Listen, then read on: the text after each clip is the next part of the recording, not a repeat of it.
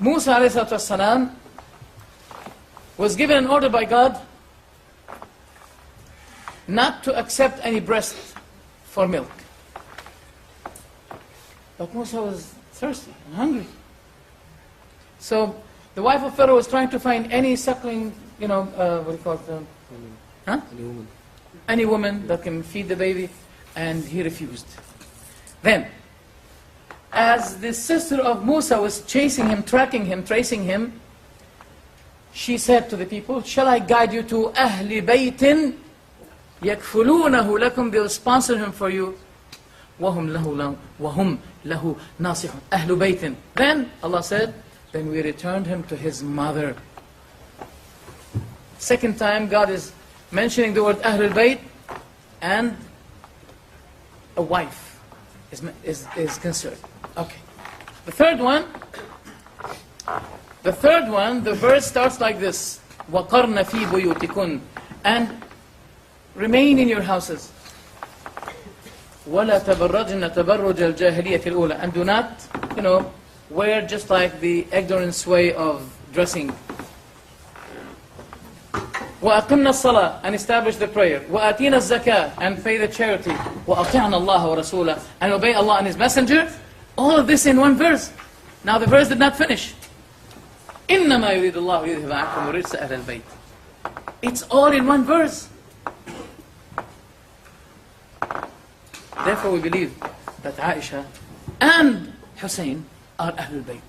When the Shia mention the word Ahlul Bayt, they exclude the wives of the Prophet, and they include only the sons. But when we observe the word Ahlul Bayt, we include the wives of the Prophet and the sons of the Prophet.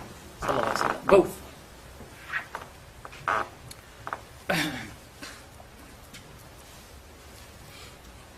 Some people say that Aisha had problems with Ali. That's not true. That's not true. There's no problem between Aisha and Ali. May Allah be pleased with both. Allah the Almighty says in the Qur'an, النبي أولى بالمؤمنين من أنفسهم. The Prophet is closer to the believers than their own souls. وَأَزْوَاجُهُ أُمَّهَاتُهُمْ, and the wives of the prophets are the mothers of the believers. And this is the motherhood of honor. The motherhood of honor and dignity. Some Shia believe that the verse means by this that they're not ordered, they're not allowed to marry someone after the Prophet's death. This is the meaning of the mothers of the believers, which is not true.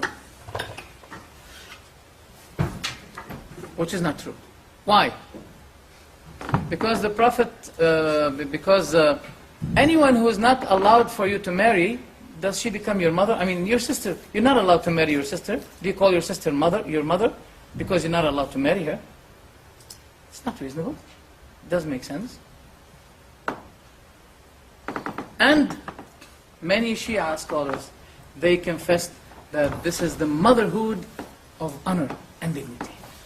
They had to, because, sometimes the word mother, I know that Saddam Hussein used it recently. The mother of the world, the mother of the battles.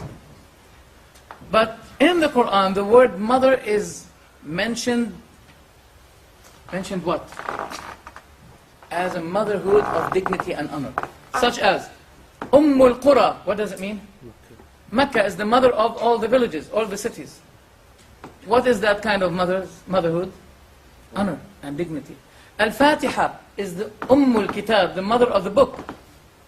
Now here I want you to be very attentive to me. A very strong evidence I can use with this verse. I thought there's a board. Fine. Can we use it? Doesn't matter. Be with me, please. The Prophet is closer to the believers than their own souls. The believers here, men and women, or only men? Huh? Both, thank you. Okay. وَأَزْوَاجُهُ أُمَّهَاتُهُمْ, and the wives of the prophets are the mothers of the believers. Men and women, or only men? Allahu Akbar. very clear. Because they say it means the men only. How come? We are still in the context. The verse says that the Prophet is closer to the believers, that means men and women, than their own souls. And the verse did not finish. وَأَزْوَاجُهُ, and his wives, أُمَّهَاتُهُم, their mothers. The wives of the prophets are their mothers. So their mothers, the mothers of who? So the subject of the potential marriage may take place, or the prohibition of marriage to take place between, that has nothing to do with it. And it's out of the context. God was not talking about whom you're allowed to marry and whom you're not allowed to marry. The subject is not about that. The context is about the honor and the dignity. And this is very important for you to use as a big evidence against those who may say anything wrong against Aisha radiallahu anha. If someone speaks against your wife and slander your wife, you won't be accepting it. You won't like it, because it will be a slandering to yourself. And we hold this, that this is against the Prophet Muhammad ﷺ when someone slanders his wives. How much time we still have? How much time we still have? 20 minutes. What about questions and answers? Questions and answers? Okay, for the time being, please, if you have any question, prepare your question, whether you write it or you put it in your mind. Please. Because I want you to have the chance to ask any question. And the question that should be asked in a very civilized way.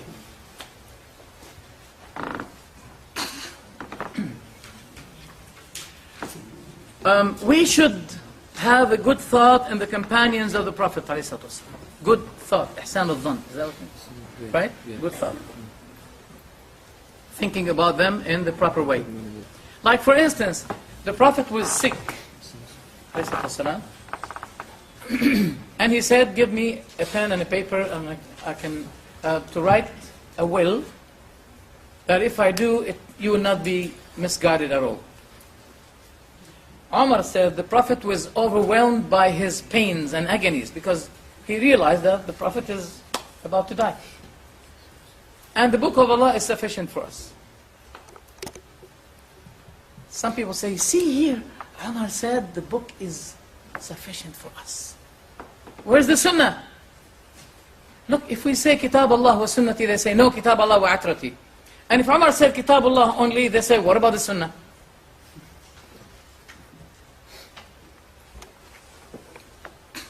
Should we be saying, for example, Umar was conspiring against the Prophet?